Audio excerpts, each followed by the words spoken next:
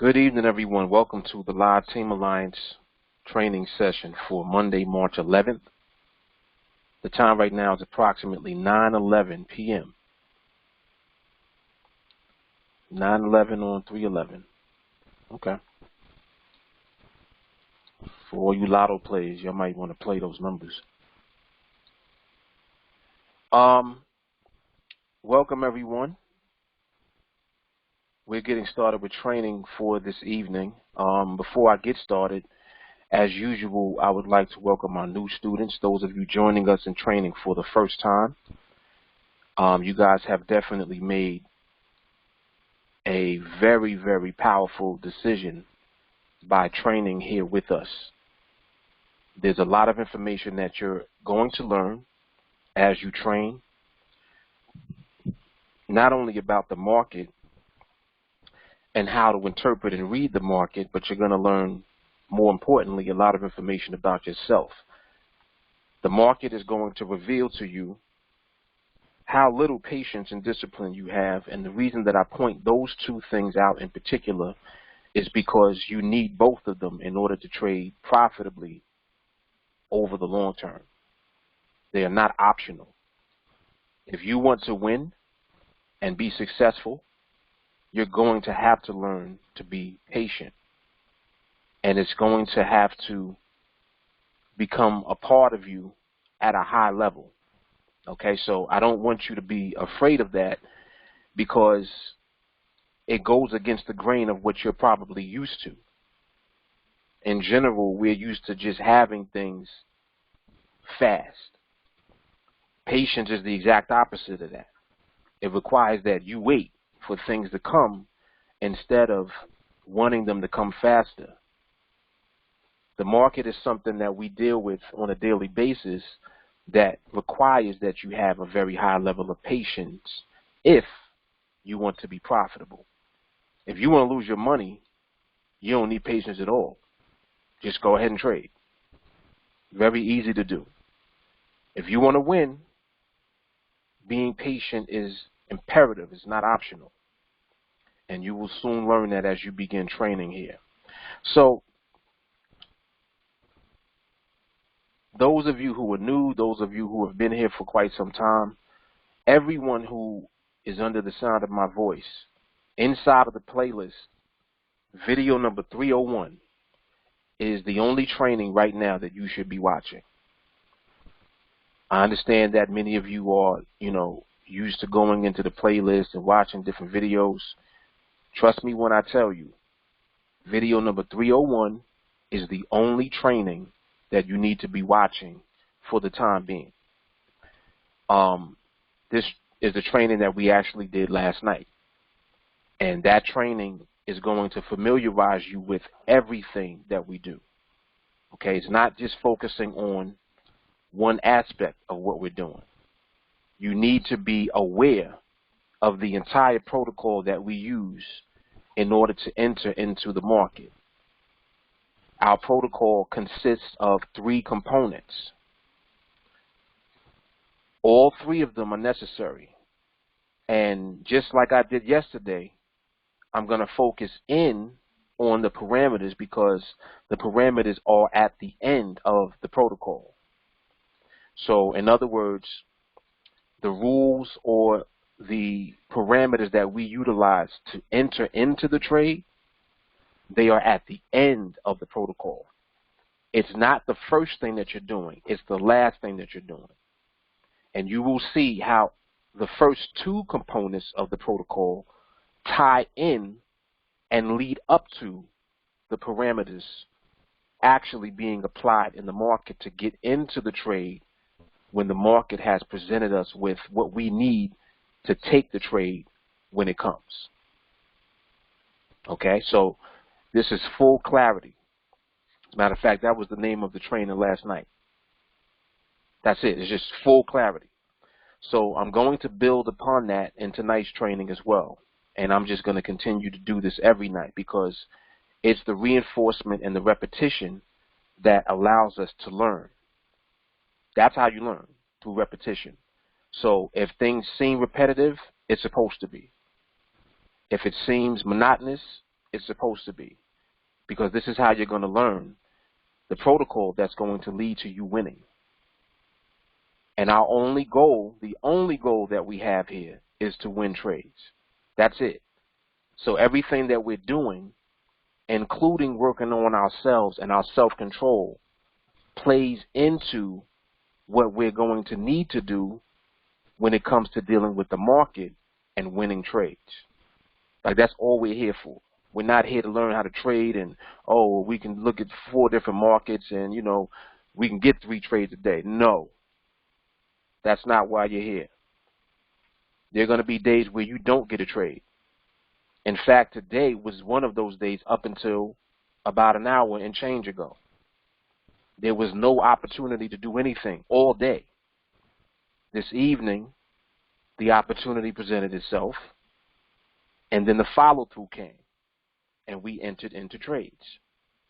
That's our rule. That's how we flow. That's how we function. If the market does not present us with that, what do? Nothing. Okay, it's that simple.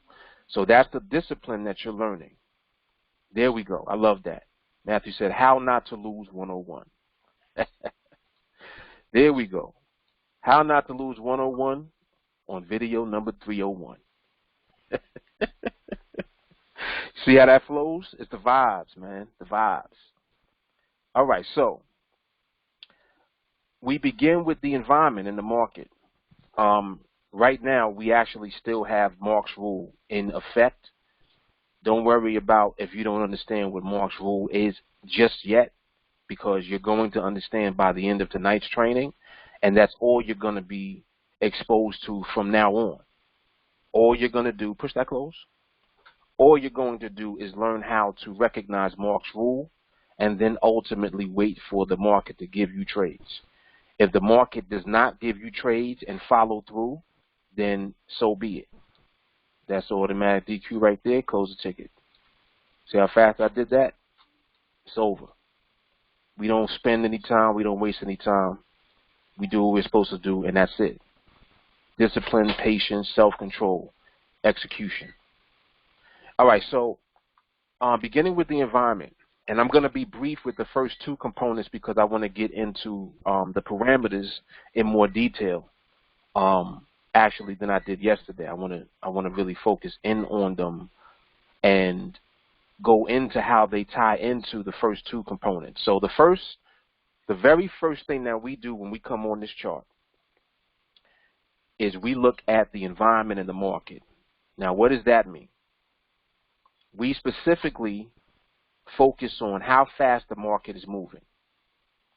The speed that we want the market to move at is a rate of 1 micropip predominantly, meaning that the dominant speed needs to be 1 micropip of speed, and we need to see that more frequently than any other speed or any other number. Now, what number are you talking about, Mark? If you look at the chart right here down below, you see the black box right here to the right? There's a white number in it. That represents the price of this market that we are watching, the GBP USD. That price is also displayed up here in the binary ladder.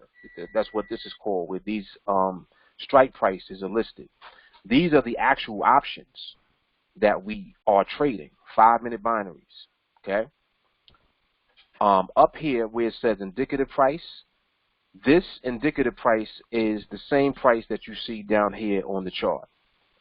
In fact, the indicative price is the price. The price down here on the chart, it slightly moves different than the indicative price, but don't worry about that right now, okay? The indicative price is also displayed in another place. It's displayed when you actually pull up a ticket. Now, let me just show you real quick what I did to pull that up. Over here on the right side, you see these blue and these red boxes? Like there's a blue one here, red one there. There's a blue one here, red one there. If I pull this down, blue here, red there. The blue represents if you're buying the option, and the red represents if you're selling the option. So I just clicked the red one to open up a ticket, and anytime that you click and select one color, like if I'm selecting the red, it means I want to sell the line. And let me just put a highlight on the line so that you see closely what I'm referring to. If I'm selling this line right here, where you see the purple line now, these two boxes right here, the red one and the blue one. Here's the blue one. Here's the red one. If I want to buy or sell, I can click either one of these boxes to open up the ticket. So in this particular instance, I'm going to look at a sell because the price is already underneath the line. All right? Open up the ticket. Got the ticket up. Now, what I'm drawing your attention to is the indicative price displayed on the ticket. So again, where you see indicative price here, this number is the exact same as this number. 1.32246. Exact same number as this. Nadex indicative index. Same exact number. These two, same exact thing. They represent the price of this market, the GBP USD. Okay? Hold on a second.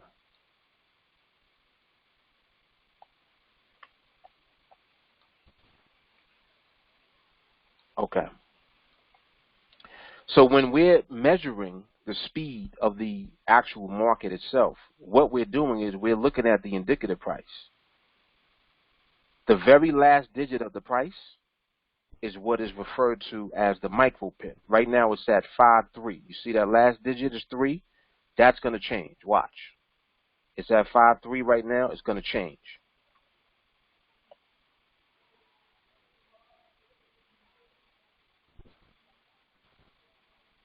Any moment now. It always does this one. Every time I say it's going to change, it don't change. Any moment now.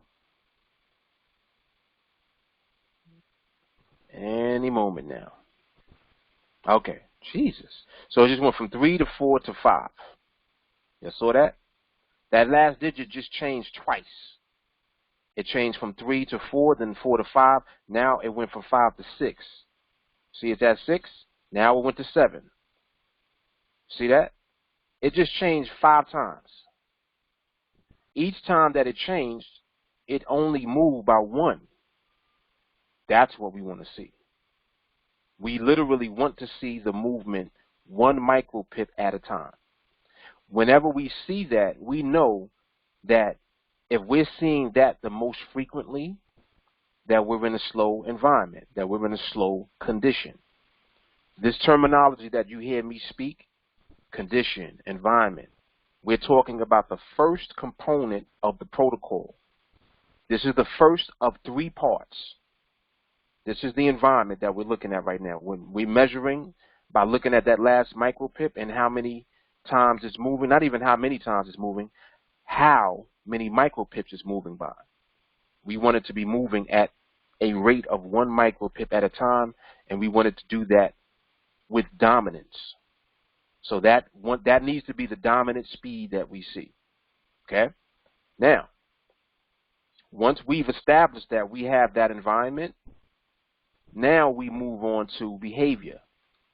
Okay? So the first part of the protocol is environment. The next part is behavior. And behavior means how is the price moving? How is it moving?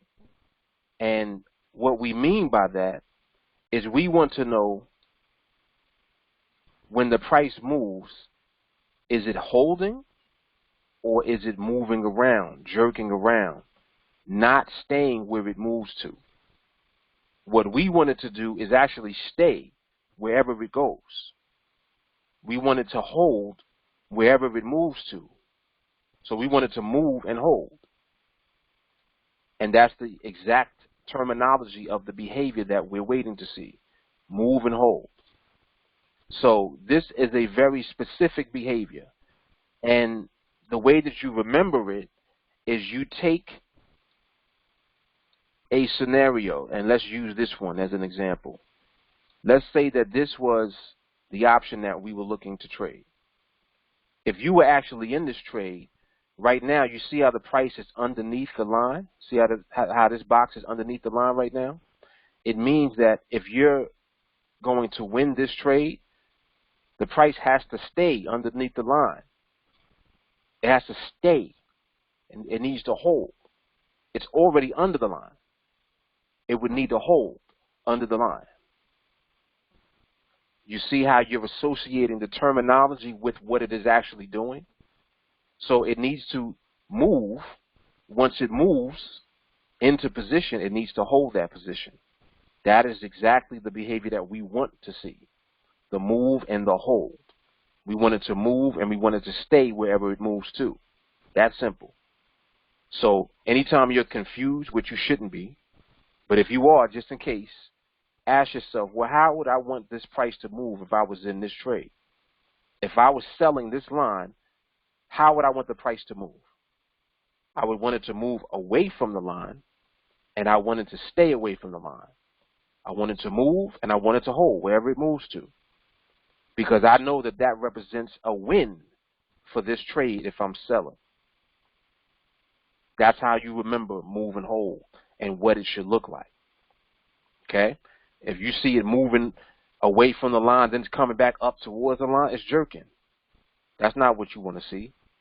And if you're seeing that, you want to continue to observe until you see the behavior doing exactly what I'm describing as far as moving and holding, moving and staying wherever it moves to. So you're going to be in observation mode until you see that.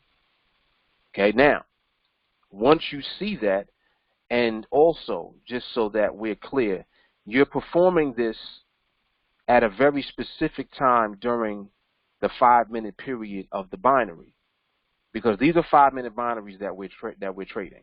Okay, the clock starts at 5 minutes and it ends at 0. Every time that you get a new 1-minute portion of time within the 5-minute binary, it's reflected down here on the chart by these candles. So each of these candles represents 1 minute. Like right now, we're in the last minute of this current binary. You see how the price opened up here, where this little horizontal line is?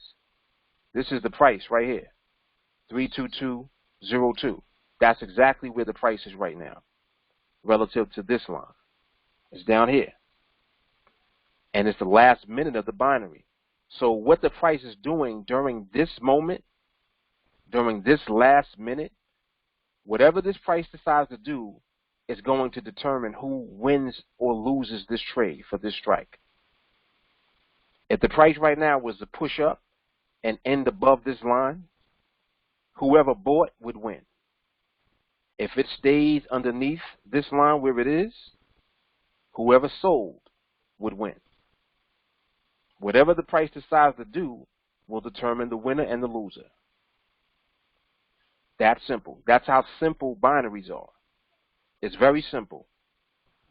But understand that the market is deciding who wins and loses. That's why you're learning how to interpret the market itself. You're recognizing the appropriate environment for us to be in, which is a slow one, and you're recognizing the right behavior for us to see, which is the move and the hold that I've been describing for the last 10 minutes. So when you combine those two components, now you have environment and behavior. And what you are doing is you're performing a study of the market by doing this. And this is a prerequisite to what we're going to do next, which is apply the parameters. So remember, the behavior that we want to see is move and hold. And we actually want to see that the market is showing that to us more often than not. So let's say that we looked at 2 or 3 binaries and we're not seeing that. If you're not seeing move and hold, you really have no reason to apply parameters yet. You want to see that the price of the market is actually holding. It's moving and it's holding. Once you've seen that, then you can move on to the last part, which is the parameters, the actual rules for entering into a trade, the actual rules that the market has to validate in order for a trade to be valid. That's where we're going to go into next. Okay, so I'm going to start applying parameters now. Let me come back up here for 1 second to see.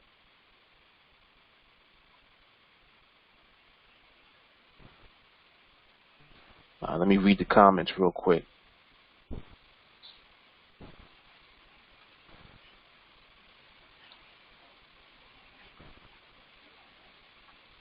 Carl said, got my 1, it feels great. Tangela, I know the feeling. Carl said, don't leave yourself exposed. Damien says, fight against overexposure is a danger. Okay, it's a danger. Got you. Then you don't know your limit and you keep trading until you're left with nothing. Yep. Learn your limits. Either win or lose. You lost. Don't try to go back. Yep. Remember, 1 loss wipes out 5 wins. Yep. Matthew says, overtrading is like running up an extremely long staircase, taking 2 steps at a time. Eventually, your legs get tired and you stumble. You may even fall and tumble down the stairs. You could have just taken 1 step at a time and walked up. You would have even saved your energy and arrived safely at the top.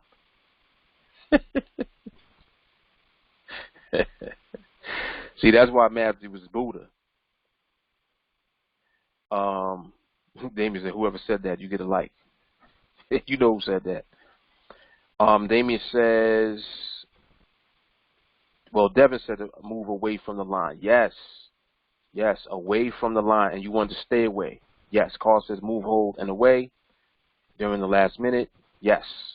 You see it holding straight looking at you, but at this point, it don't know what to do, and it might flash up or down. Never, ever trust stalls. Absolutely.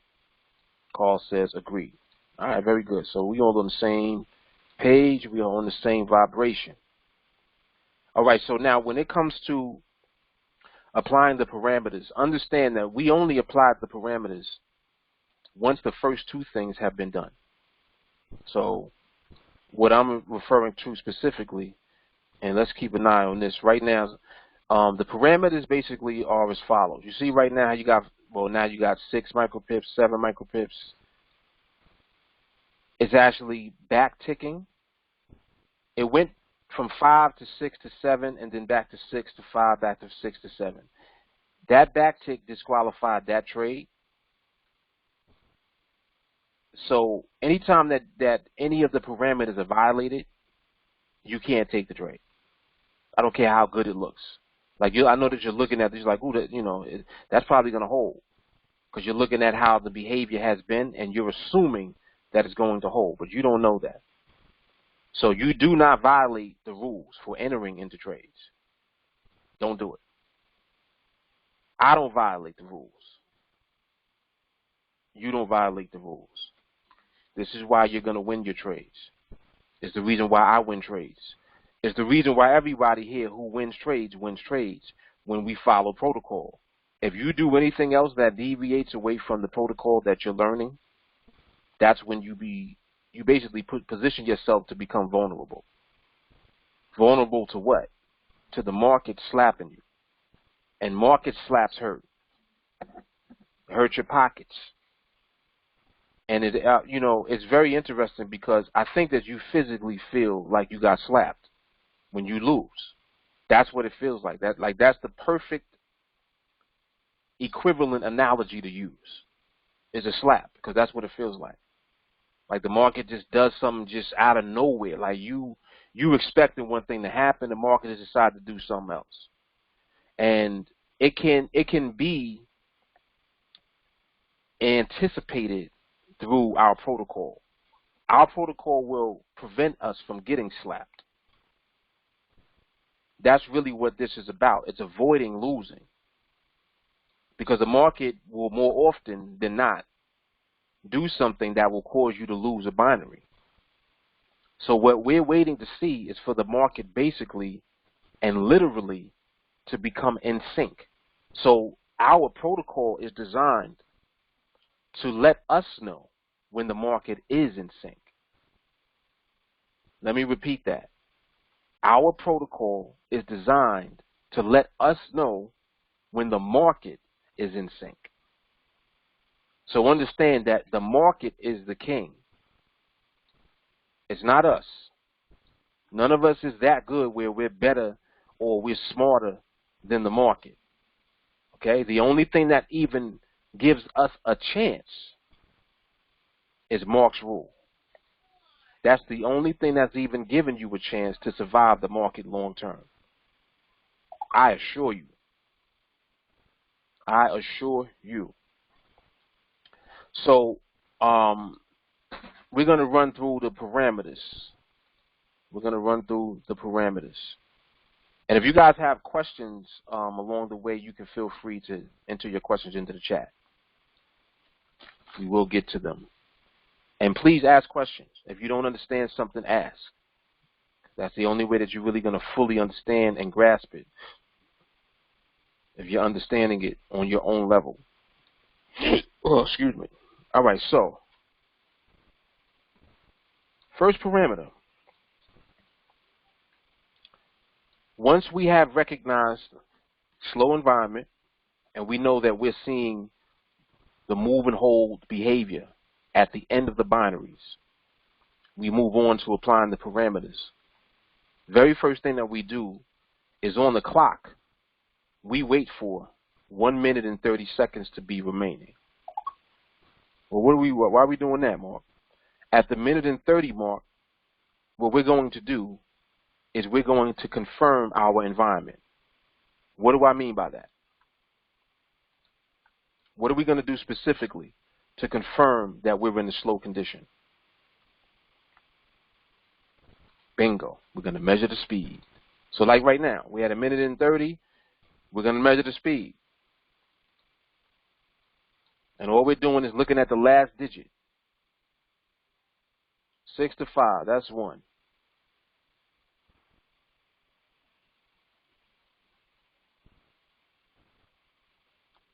Still at 5. 5 to 6, that's 1. All right, boom. Now we're under the minute mark. Now we're going to continue on with the parameters. What's the next parameter?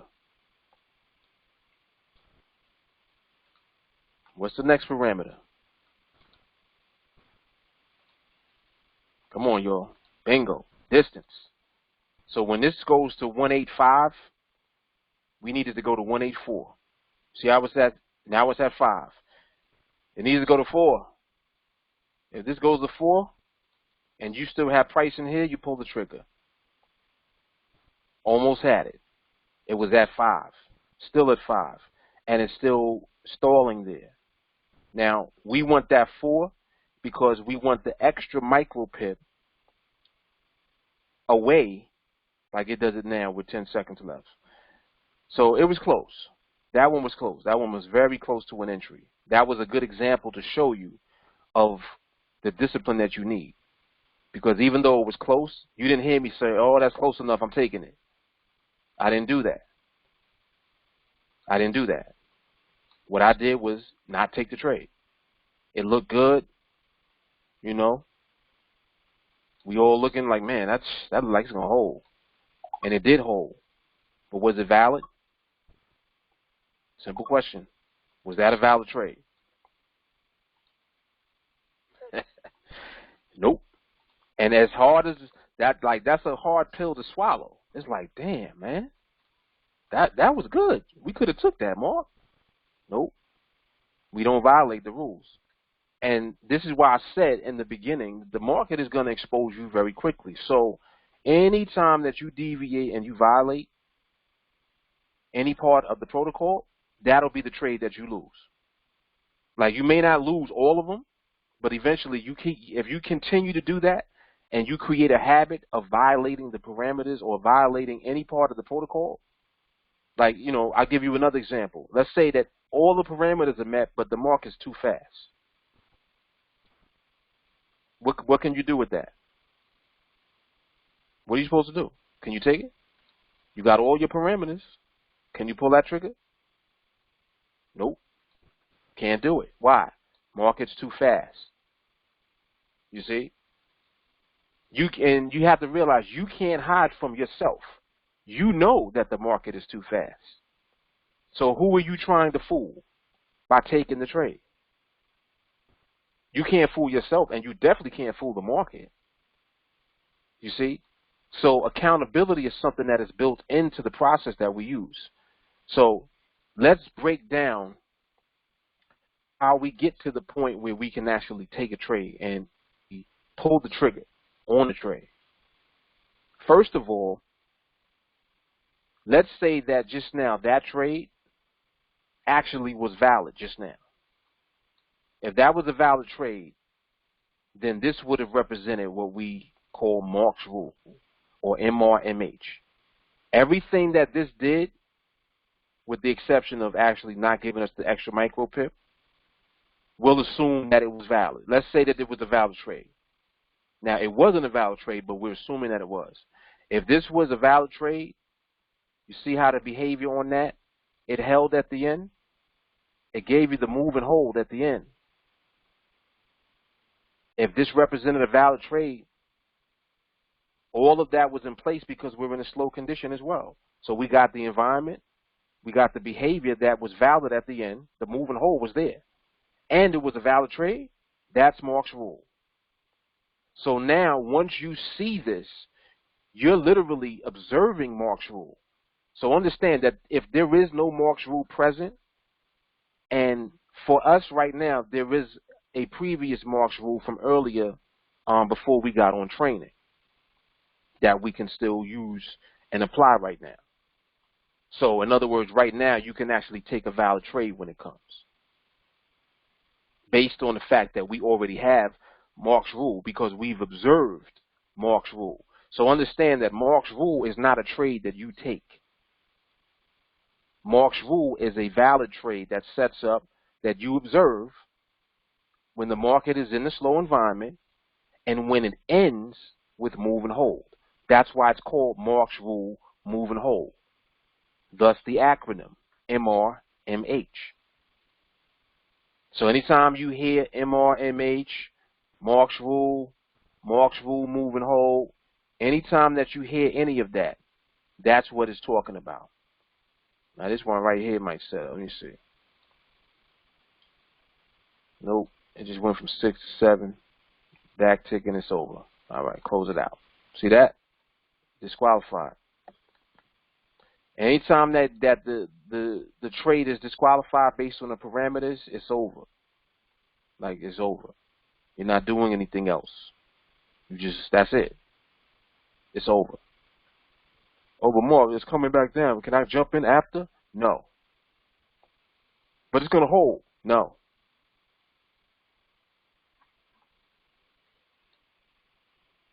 So this is what our protocol is. So this is what we just do. We repeat. Rinse and repeat. Yes, exactly. We relax and let it go. Joshua says, so for clarity, if we see 1 micro pip to 5 micro pips away, it is not valid. Correct. Which would make 6 MP or more the requirement. Yes. And the reason that I am still saying 5 first is because mentally, if you know that it has to get to 5 first, you now also know that if it continues to move, how fast does it have to move from 5? Like, let's say that it gets to 5. Let's say it starts at 2, goes to 5. So it's at 2, then it goes 3, 4, 5. So now you're at 5 and you're watching. You know it has to only it can only move 1. So if it goes to 6, boom, you good. Yes, 6 trigger.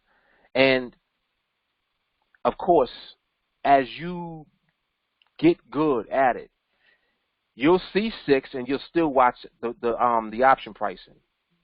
Like, you won't see 6 and just pull. And the reason I'm saying that is because you'll see different scenarios. Like, I'll give you an example. Let's say that you see 6, but your option pricing is in the 70s on the buy. If you have 75 and you see 6, do you pull? Quentin said no. Why not? What do you do if you're not pulling? Because you can pull. But why are you not pulling yet? Joshua said waiting for that extra. No, you got the extra one. You got 6. Woo! See that? That's that hardcore right there. You see what Matthew just said? Joshua said, whoops. There we go. Look at y'all. Come on, man. Come on. Y'all see these answers? This is why we the best at this. You got time. The pricing is giving you time. Here's an example. Now, within that time, let's say within that time, give me an example of something that can happen within that time after you got 6, you got pricing still, and the clock is still there running down. Come on, look at that. I didn't even get the question out. Carl was on it. Let's go. Yes. Yes. That's the type of stuff that can happen. Bingo. You can have a back tick. That back tick will DQ that trade. So you see what I'm saying about what the market does. The market is giving you the time. And within that time, you got a zero tolerance for anything. If it back ticks, DQ. Let's say it goes from 6 to 9 in your direction. Do you take the trade? You got 6 in P, it jumps to 9. Do you take it? Joshua said no. Do you take it? Anybody else? Carl said no. Tangela, no. Ariel, no. Damien said no way in hell. Because y'all have seen that before and you see what the market is capable of doing. When that speed kicks in, the speed will hide bad behavior. We don't mess with speed, period. That's why we don't mess with the speed. Because stuff hides in that speed all the time. And we ain't waiting to see what's hiding.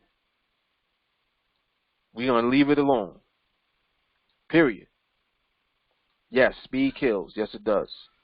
Yep. Yes, it does. Just like just now. In this example just now, why didn't I pull up a ticket here for this sell? Somebody tell me. Why did I not pull the ticket up? Speed. You see? So we do not play with the speed. We don't play with the speed. No, you're right. You only had 5 MP, and then by the time it got to anywhere further, I think it went from 5 to 7. But even before it got to 5, it had too much speed in it. There was a jump out the gate. That automatically right there disqualifies. Because you don't need to be seeing speed right away. Right, it went exactly. Exactly. A 4 micro pip jump? Nah. We ain't messing with that. Nope. No, no, no. Hell to the no, no, no.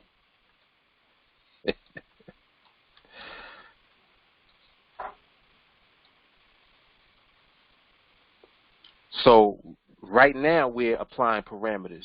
So now here's another scenario laid out for you. We're watching. We're in observation mode. Right now, the market is shifting into a speed cycle. In other words, the market actually just sped up. Like we actually saw it back here. Started to accelerate right in this area here. So the fact that the market speeds up, what do we do now?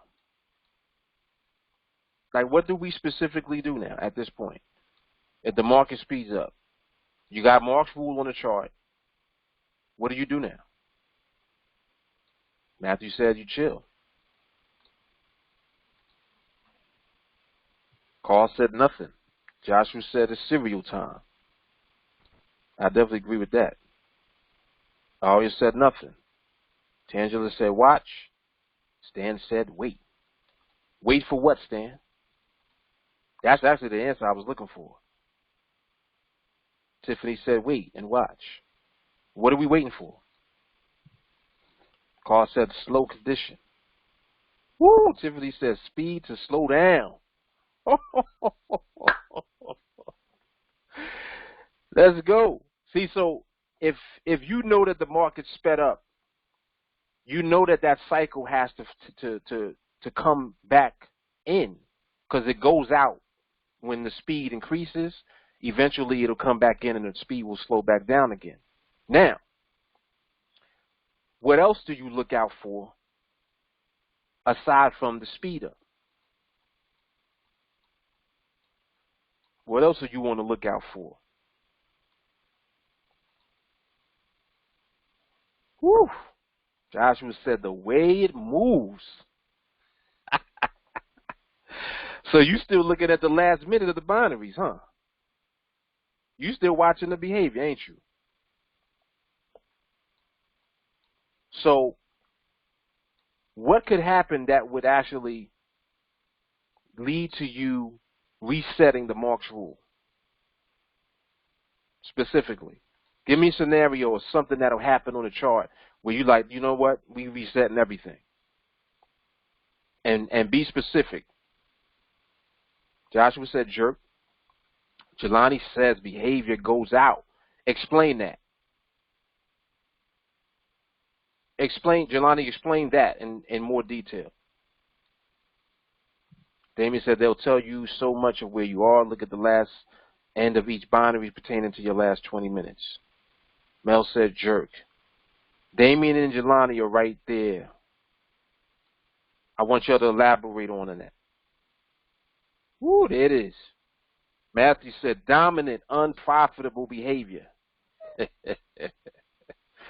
There we go. Jelani said behavior goes out due to the speed constantly. You see the wording of what we're doing? Dominant, constant. In other words, if you're seeing more unprofitable behavior now, when that speed comes in, you're still looking at the end of the binaries. Are the ends of the binaries still holding? Or are they starting to jerk? That's the question that you ask yourself. This is during this entire process. So you're in observation mode all the time. When Mark's rule comes, it doesn't mean, we've arrived, we're in the promised land. You may not even get a trade after Mark's rule. But Mark's rule is the beginning. So you shouldn't even consider taking a trade until after you have bared witness to Mark's rule, and then you position yourself to apply the parameters. And as long as the market remains in a slow condition, and as long as the market continues to present profitable behavior, you wait for that trade to come. If behavior goes out, just like Jelani just said, that was his exact words. Behavior goes out, and we know what that means. It means that the dominant behavior is now unprofitable. The dominant behavior starts to be jerk at the end of the binaries. We're going to wait for another Mark's rule. Because if you're seeing that more often than not, you know that the behavior is out. The stability is gone. Because remember, speed comes in and goes out. But behavior does not necessarily always go out. So even though speed comes in and goes out, there still may be stability present in the market. This is why we remain in observation mode the whole time.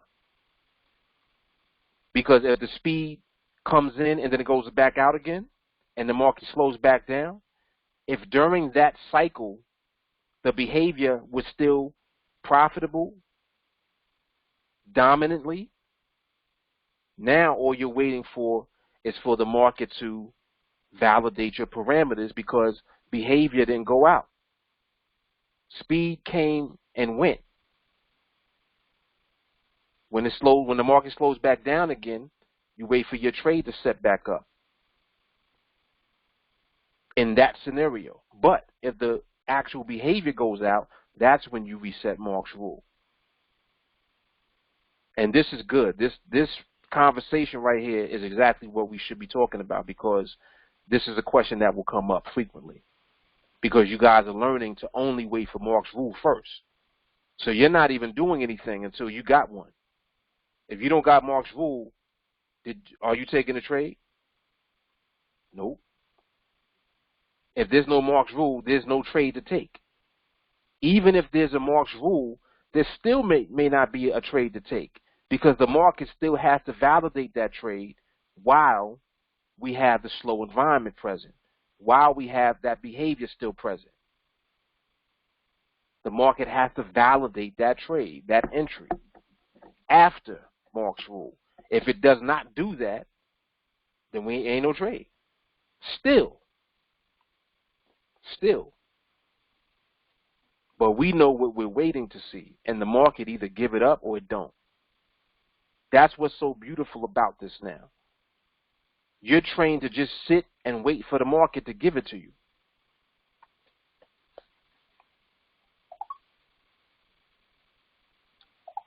Very true. Mel said volatility is not our friend. Absolutely not. Nope. Not the way that we trade. Matthew said clusters doesn't mean take all of them. Let the church say amen. That's another thing too. You want to get as far away from greed as possible. If you get clusters, meaning that there are multiple follow-through trades that come after Mark's rule, you shouldn't take more than 2. Don't take more than 2 trades, period.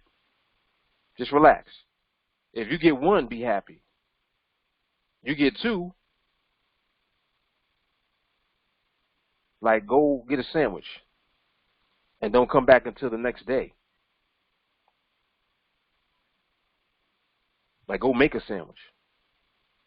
You don't got no meat in the house. Go get some meat from the store. Like go and just don't come back to the charts until tomorrow.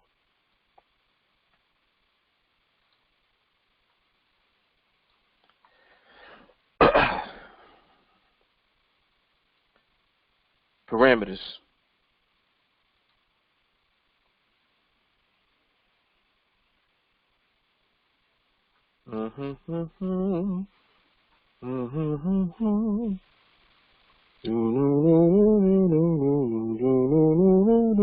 Mr. Sandman. What disqualified this trade first? Let me see where y'all at right now. What DQ'd that trade first just now?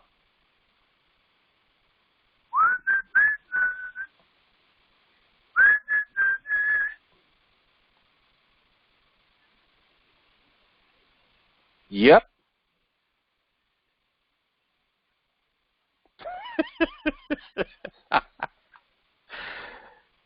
Joshua was crazy. You talk about my indicator tells me that the market could go either direction.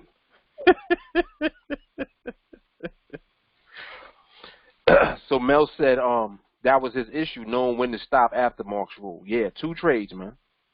2 trades. And then cut it off. But yeah, just now on that particular setup just now, what DQ'd that was distance. Yep. That was the first thing that DQ'd it. First thing. If we would have had distance on that one, with that pricing that was there just now, whew, man, that was chicken dinner right there. I'm just saying. Like, don't be thirsty and be like, oh, I'm taking the next one. No. I'm just saying.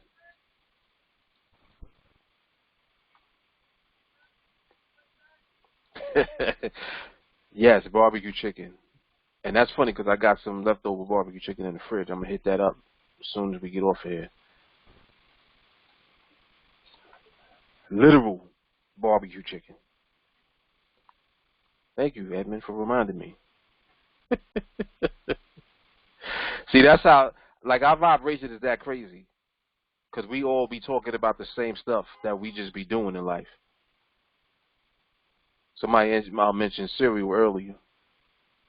So, that's what I'm doing. barbecue chicken, and then some cereal for dessert.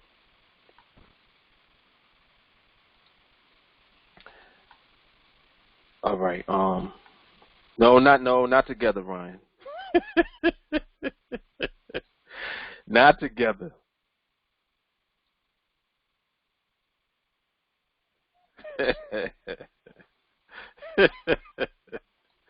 I know that sounded crazy when I said that, right? Nah, not together.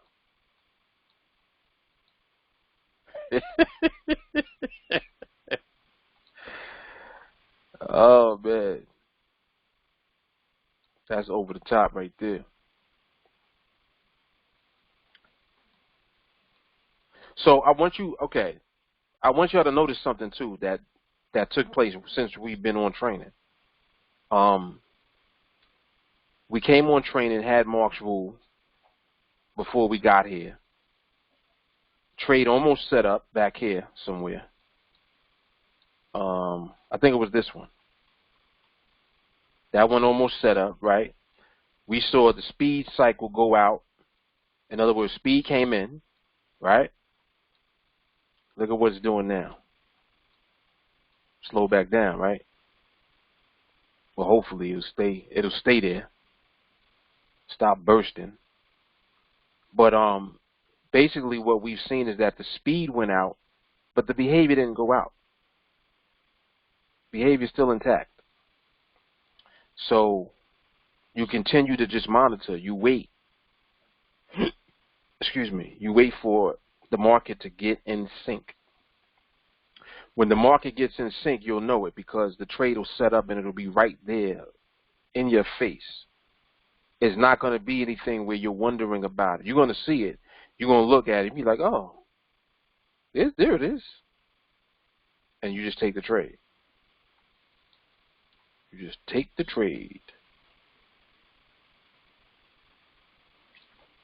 Hey, let's see what this do. See, all right. There go that burst. So that little burst right there made this price out. See, your option pricing is off. See, it was just in the 70s, and now it's going and doing all of that. Nah. It's out of sync still. It's out of sync, but it's all right. It is all right. And, you know, just like how I'm talking through, you know, the scenario of what we're looking at right now on the chart, when you talk through it, it really helps to sharpen your skill and your eye. You know, you become very good at doing this process because you know everything that you're doing and you know the order.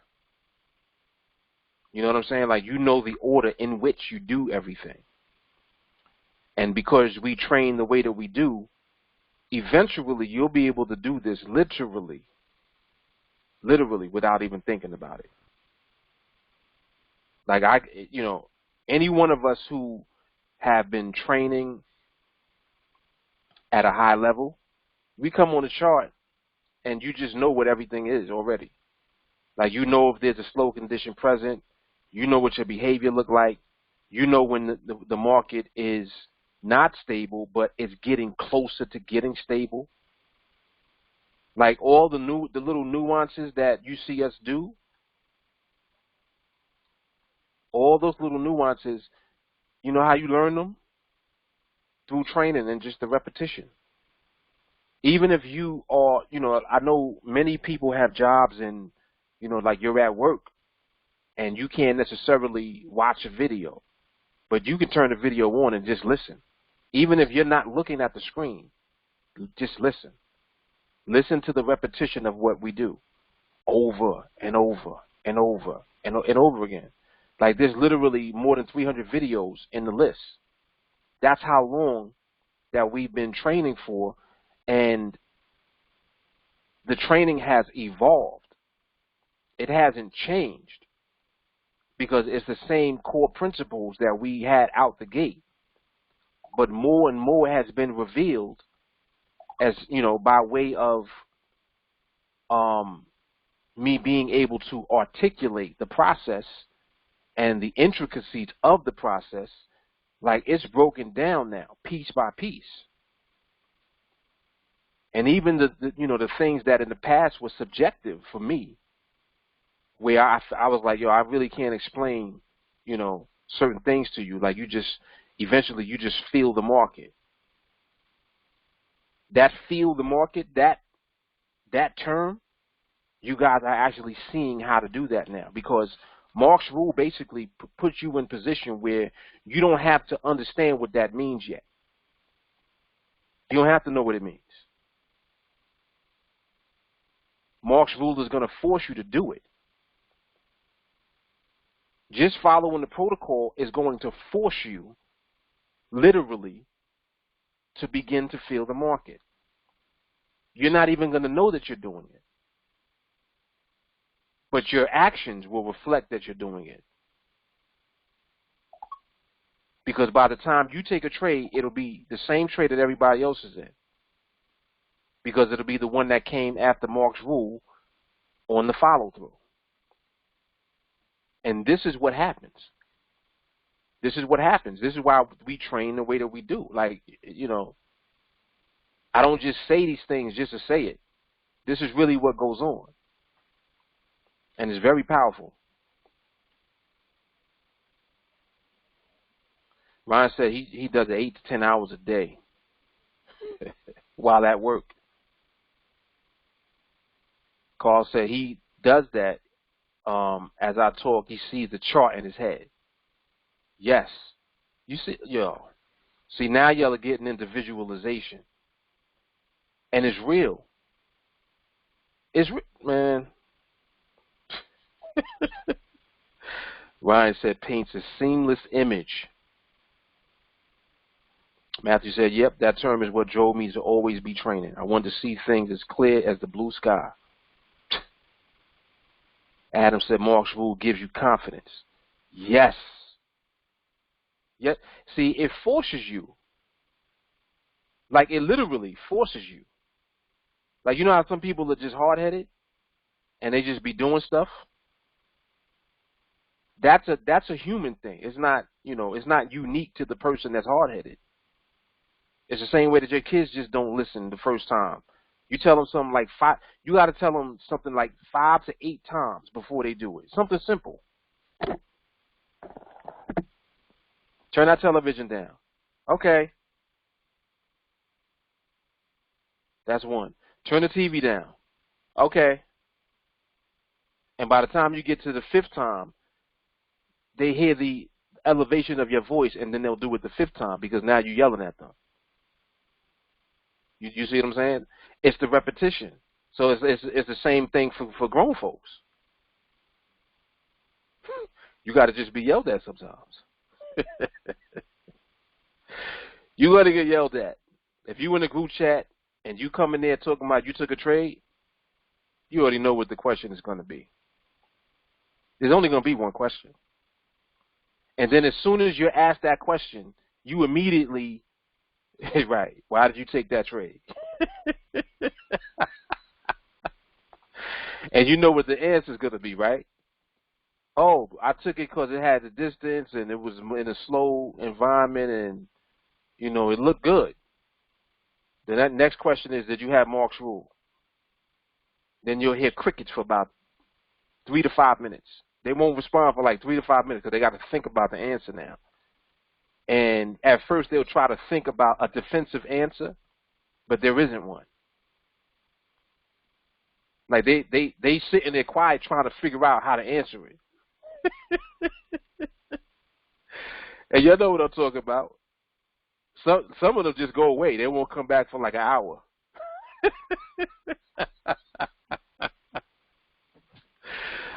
Oh my gosh. Right. You won't see them until the next day. So I'm like, everybody be like, yo, what happened to so-and-so? Like, wasn't they just here? I thought they took a trade. Nah, he asked them the question. They couldn't answer it, so they left. Had to sleep on it. Yeah, what had happened was. Devin said, man, you know me us well. Yes. Yes, I do. Adam said, I hate when I take a trade and nobody else did. Oh, Devin was sneaking. Oh, confession time. He said, I used to take trades, and if I didn't see anybody else post it, I wouldn't. Right? You didn't want to be the only one posting. Carl said Mark's Fool was the answer to everything. That's it. That's it. Yeah, then the slap comes. Exactly. He says, slap so hard I took 9 months off. That's the slap of death right there. Yes. Yes, it can happen. Oh, it can happen. Oh, my goodness.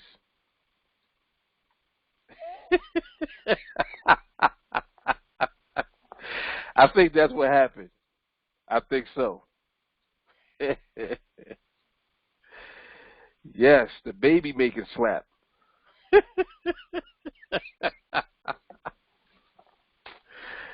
Jesus. Oh, that is funny. I mean, and it's good that we can laugh about it because we know that it's true. Like, like this is really the kind of stuff that goes on. But I mean, we had where we are now. We're in the best position ever, ever. Mel, what if you get Mark's rule? Then you have to leave the charts for, let's say, a couple of hours. Do you have to reset, or is there any way to look at charts to determine Mark's rule? Oh, like to determine if it's still there? I would say if you have to leave to come back to the group chat and just ask, because we'll usually know. Like, we'll be on point to know if the market, started looking crazy and we needed to reset or whatever. And you look at this one. This one might set up. This one might set up. Let's see. We got 7. We need 8. Come on, 8. Come on, 8. There's 8. Oh, let's try to take it. All right, we in it to win it, baby. We in it to win it, baby. All right.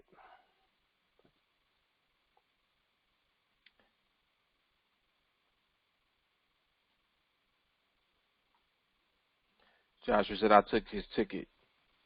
What happened? You ain't get filled? What?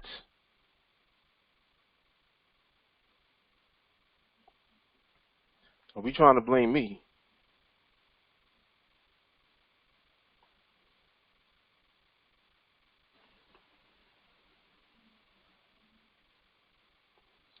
And it wins by a hair. So now you guys see why we wait for that distance.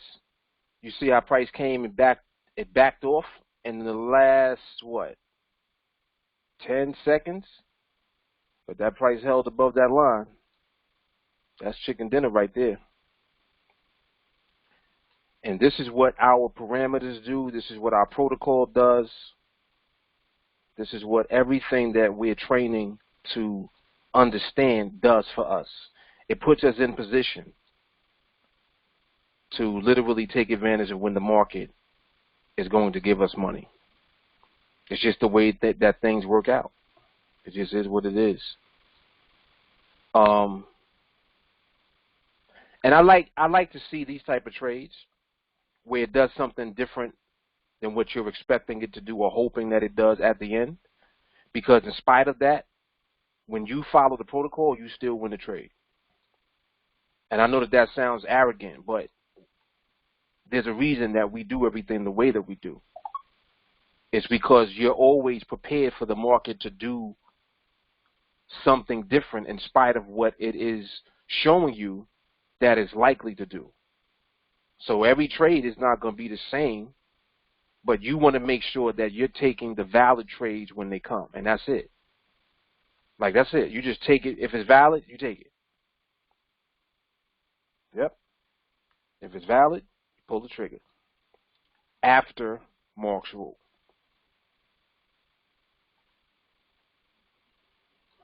All right, so that was awesome. I actually got to see an actual valid trade set up and actually take the trade on the training. That's excellent. That is excellent. We're gonna look at another one. I'm gonna wait and see what might set up again. I'm also want to see what the market is actually looking like right now. So I'm just gonna observe. Gonna observe. So did anyone have questions? Well, Ron said he started a 36-week challenge last week. That was my third trade. You took that one just now? Ooh, yeah. That's what I'm talking about. That's what I'm talking about. Ryan said it smells so good and I'm vegan.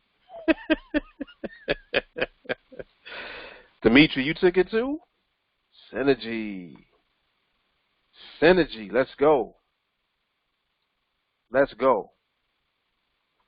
Synergy just means that we are all on the same vibration, doing the same thing. Like everybody saw that, who's watching. We know that we currently have Mark's rule in effect. Trade comes, validates, you take the trade. Trade look like it might set up and it don't validate, you don't take the trade.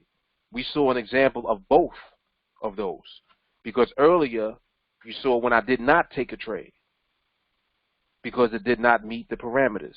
It was close, but it did not meet the parameters. I didn't take the trade. This one met the parameters. I took the trade. That's it. That's it. After Mark's rule, MRMH. Very good.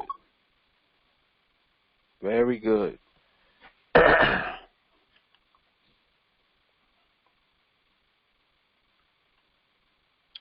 This right here look like it's going to be a DQ. What's DQ in this? What's disqualifying this?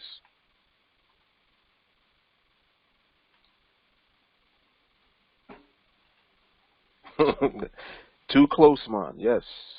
Yes, that's right. Distance. Oh, thank you, Ryan. Someone had a question about the 36 weeks. Oh, that was Devin. I think he said, what is it, right? Someone do me a favor and share that in the group chat so Devin can download that spreadsheet and also the video.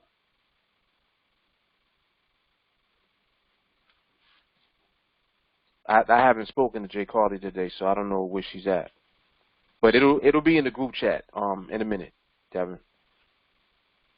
Yeah, that 36-week challenge is just a spreadsheet.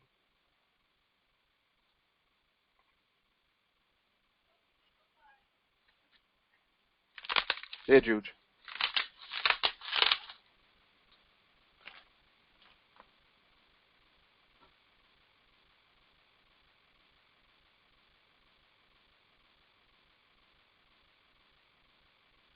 Oh, Donna was. I'm just seeing that. I had a feeling he was going to do that.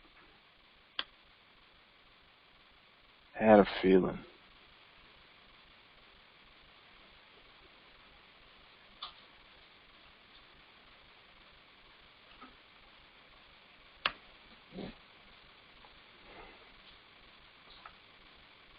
Okay, and what else was I doing just now?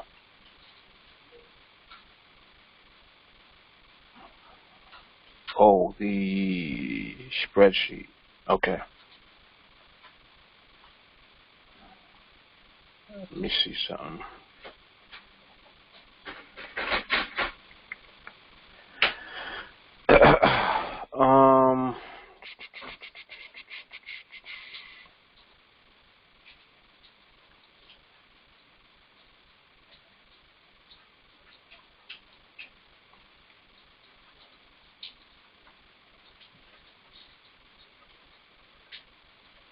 Where is it?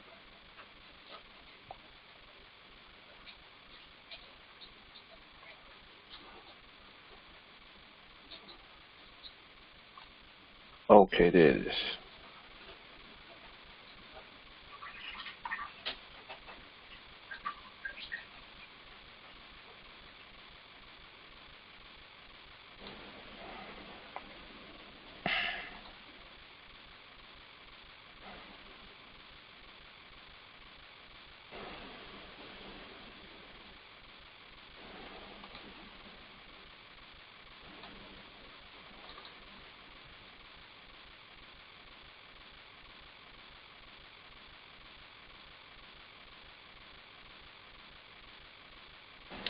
Devin, look in the group chat. The spreadsheet is there, and also the money management video. They are both there. When you click on that, it opens up as an image. Just save the image. And that's the spreadsheet that we're following. Spreadsheet is very powerful. Like, you know, it says 36 weeks on it, but what you're really doing is you're using it to determine at what point to scale up your contract size. Starting with $100, and it's letting you know at what point to scale up and increase your contract size. And if that's all you do, is just follow Mark's rule, wait for trades to come, and follow the spreadsheet. Freedom. Free.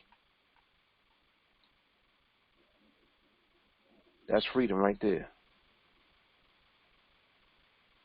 50 contracts. To start. You will be at 50 contracts. You will be at 50 contracts in 2019.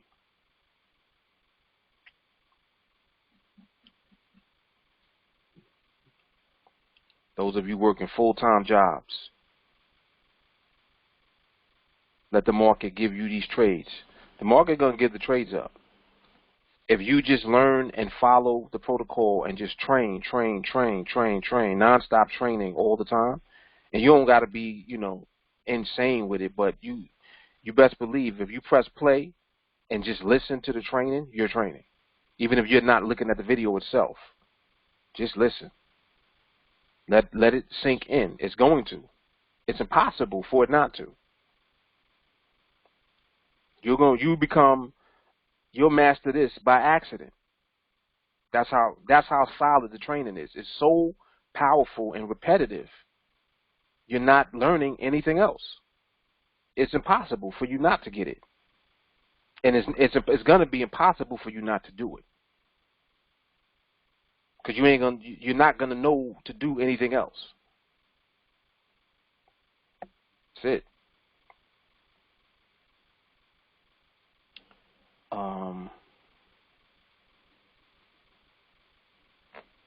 I was just doing something else. I forgot all about what I was just about to do. That's crazy. You ever be in the middle of doing something and you forget as you're doing it? You just be stuck there. That was me just now. Goodness gracious. All right, I figured it out. There it is.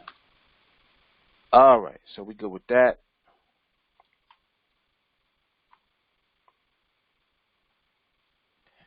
All right, let me come back into the chat.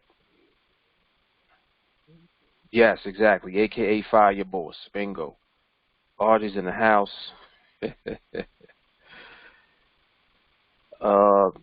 Devin says, similar to the one trade a day challenge from last year. Yes.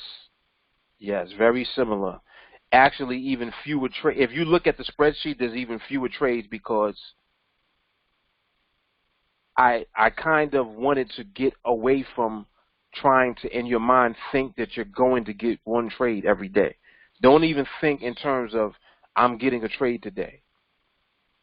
Like, just let it be. Let it be whatever the market gives you. Yes, fewer trades and more progressive scaling up. Exactly. Carl said, why not be insane? True. Do you do the spreadsheet whenever, or do you need to do the 45 paper trades? I would say do the paper trades first. I would say to do that first. Don't skip past that. You want to do 45 on paper. You want to do 45 in the demo. As a matter of fact, I'm glad that you actually said that specifically when you said paper trade, because you can paper trade on live. If you paper trade on live, take 45 trades. Paper trading on live. I believe that that's better than trading on demo. The reason is because you're looking at live. You're looking at what you're actually going to be doing when you trade with real money. The demo has differences within the option pricing and, et cetera. So for that reason, it is more favorable for you to paper trade live first. And don't get me wrong, if you don't have a live account yet, then you trade demo. That's fine. But treat the demo as if it is the live account. So in other words, don't go on your demo trying to turn 25,000 into 100,000. Don't do that. If you're in your demo, you should be taking one trade at a time off of MRMH, the follow through trades only, and you should be at one contract, because that's where you're going to start when you go live. When you go live, you're not trading 50 contracts. You're trading one. In your demo, you should be trading one. Okay? Adam says, so 45 paper trade live, then 45 demo, then the spreadsheet. You have a live account already, right, Adam?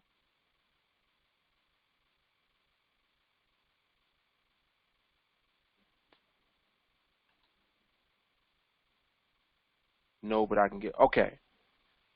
For the time being, do the demo. Because if you don't have a live account, you can't paper trade live. Does that make sense? Because you don't have an account open where you can actually see the live prices. So, you like, there's no rush. But once you get your live account, yes, you do want to paper trade on live.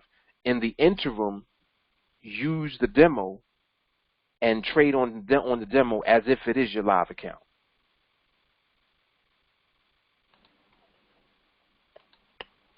Right. Correct. Just like Matthew said, you can open up the account and just not put any money into it yet. Yes, correct.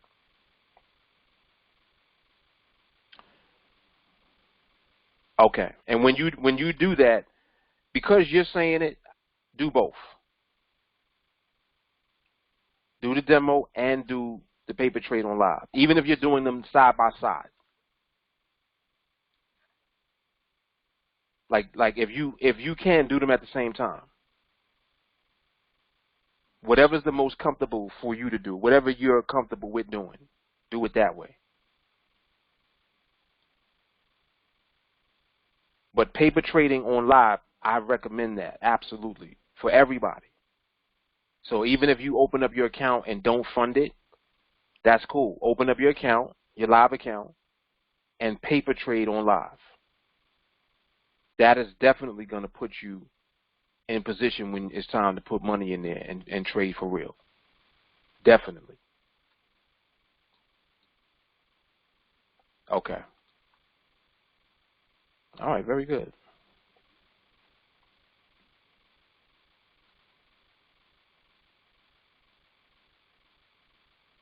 I like that. Jelani said he's been doing that for 2 months.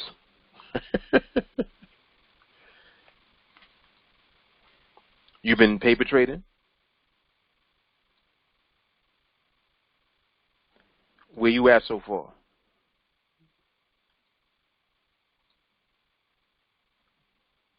Ooh. Jelani on it. 12-0. Let's go. Let's go. That is excellent. That's excellent, man. And y'all got to realize what he just said. He said he's been doing that for 2 months.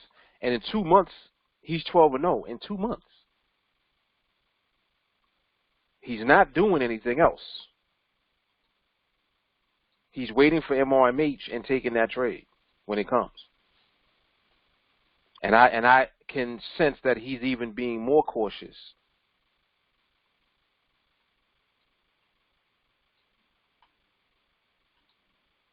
Yes, exactly. Exactly. Matthew said just over one trade a week. Very patient. And Damien said, I'm so trash.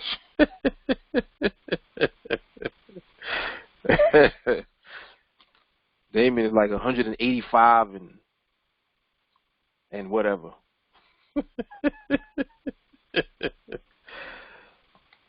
Mel says on demo I traded as close to 18 as possible because demo prices will make you think that you're doing better than you actually are. Right. And that's why I mentioned that, and that's why I'm glad that Adam actually brought that up, because I don't want you to get so used to demo that by the time you go live, it's like a culture shock. You know, you're like, oh, well, I was doing excellent on demo, and now I'm on live, and I can't get a trade. Well, there's an obvious difference between the demo and the live, because the demo is an artificial account. It's a practice account.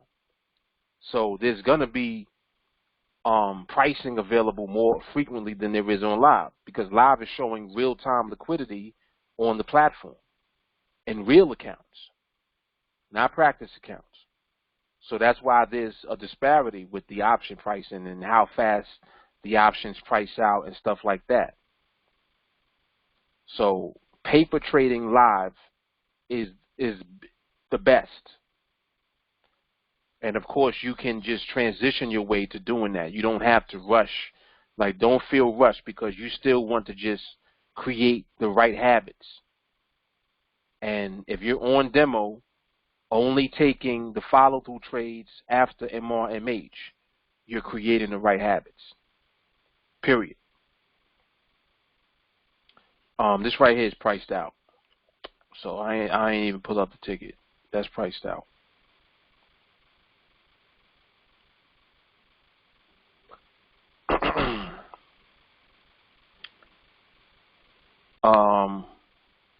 Carl said, I observe on demo until I get one marks rule, then I switch to live and get my one a day. That works. That works. Adam said, I'm feeling that already too, plus I'm having a hard time following the group on demo. Yeah, so it's sounding like, Adam, you know, you're ready to do it from the live perspective. So, like I said, even before you fund it, you know, open your live account and just use that to paper trade with. Absolutely. And I actually recommend that everyone does that eventually. There's no rush. Don't, you know, I'm not rushing you to do that. But eventually that's where you are going to ultimately want to be. Jelani said, when you log into live, the window pops up every time for you to fund your account. I just close the window and say, no, thank you. Matthew says, I said this some time back, if you pull up your live and demo at the same time, observe on live and actually take that trade on demo. Wow. Wow, that's powerful. Now that's an excellent idea. That's an excellent idea. That way you exercising your trigger finger too. Very good. Very good. Mel said, use a live account and trade in observation mode. Write them down. Win 90% of the time. 9 out of 10 trades, you won't lose money that way.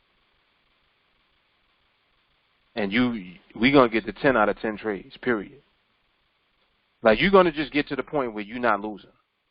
That's what's going to happen when you follow the protocol. You're just not going to lose. Jelani said that happened to me too, Adam, until I opened up the demo and live charge at the same time, like Matthew said. Yeah, that is definitely solid. Definitely solid. All right, so yeah, some good stuff. Bingo. Matthew said if you can win 9 out of 10, you can win 10 out of 10. Yep. Yep.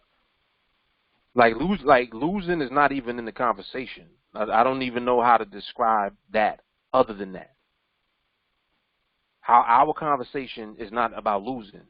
Our conversation is about exercising the protocol at all times. And what that leads to is not losing. You see what I'm saying? Like we're not having conversations about, oh, what's your win rate? My win rate? Ain't no win rate.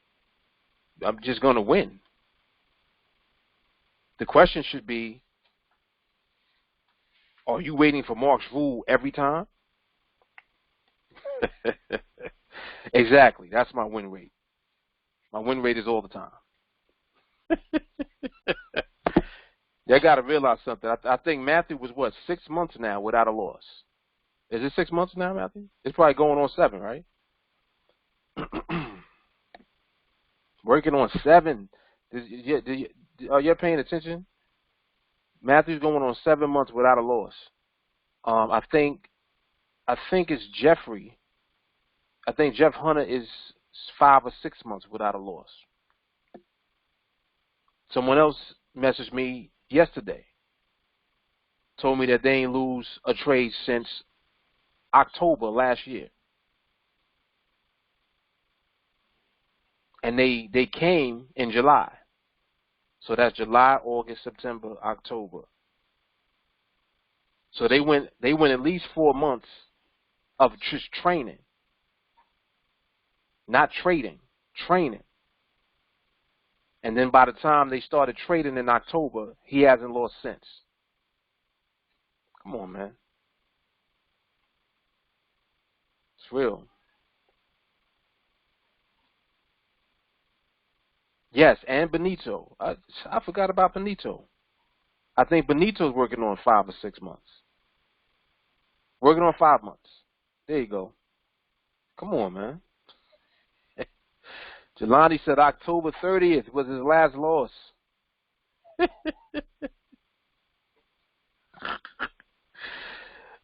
Matthew, August 15th. Come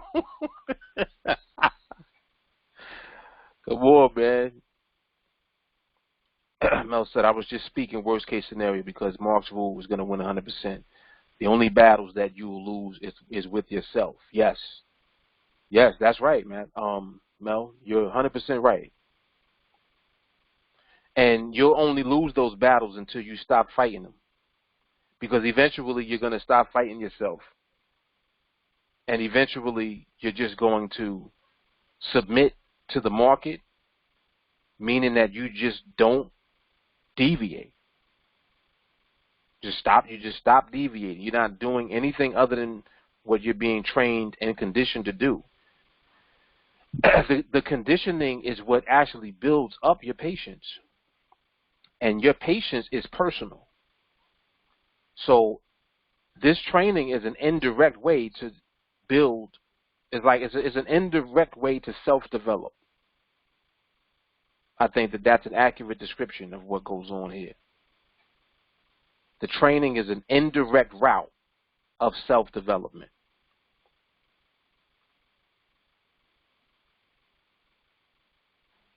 Yes, absolutely. Oh, Matthew, he is making a correction. He said he's working on 8 months.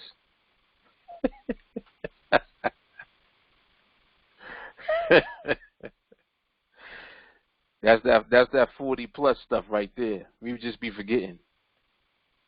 This week on the 15th.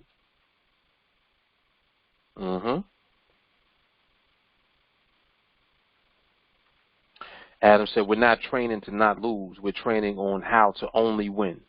That's the mindset on how you approach training. Yes, very powerful perspective. Absolutely. And, it's interesting because they are synonymous. Like, you know how, all right, you got the person that sees the glass half full and the person sees it half empty. Eventually, the person that sees the glass as half empty, what they run into is that they start to see the glass. If you have that mindset at first, If you're seeing it half empty, you're not even seeing that there's a glass because you're acknowledging emptiness. And when that reverses, you see the glass first.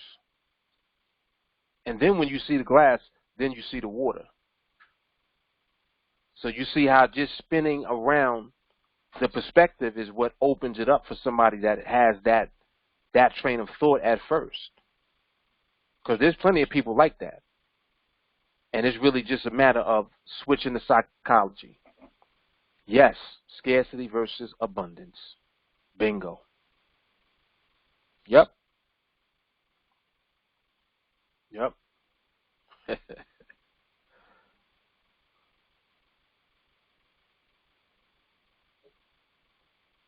Exactly. Matthew said, not losing is winning. Yep.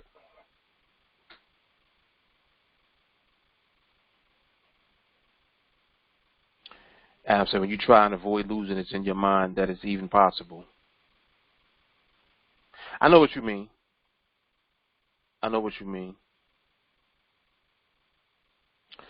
The byproduct of learning how to avoid what the market is capable of doing is more so what we do.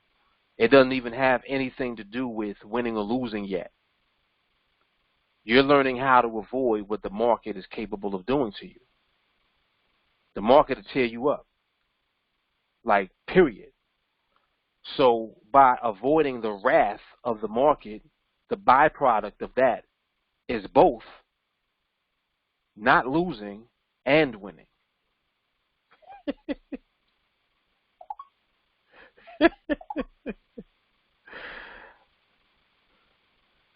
So more now, let the church say amen right there, boy. Woo! The market is at the forefront.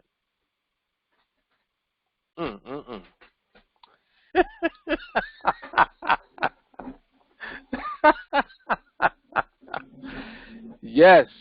Yeah, we're gonna close it out right there with that. That was good.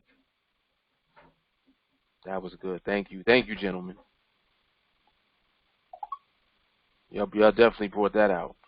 Goodness. Bingo. Bingo. Figuring out how to cooperate with the market. There we go. All right, so another solid training as usual. Yeah, I agree. I agree, Carl. We really just elevated to another level now in training.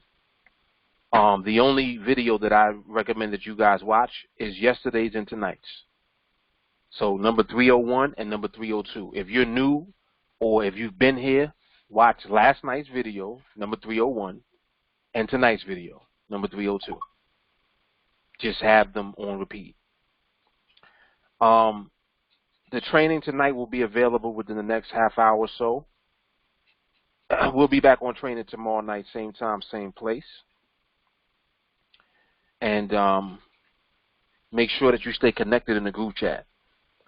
If you're not that active in the group chat, like I understand, you guys work and you're not around all the time, but the group chat is very powerful. It's a very powerful resource to take advantage of. If you have questions or you need something, just ask in the group chat. Even if I'm not around personally, someone will be there to respond and to give you an answer. I think Stan has a question for Matthew. Did Matthew still here? I don't know if he left or not. He might have left. Oh no, he's still here. He said, how many trades did you place in the last 8 months?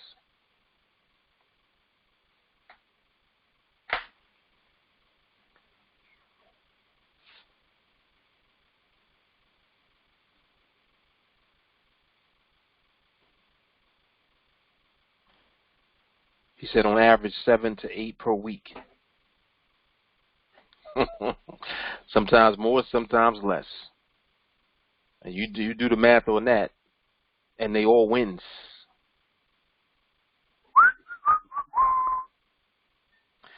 you can see from the spreadsheet what you can do with 3 a week.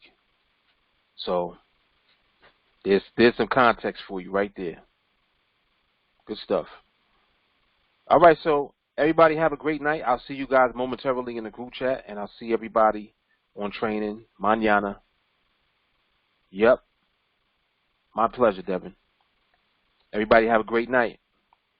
See y'all in a minute. Love, peace, and soul. Peace.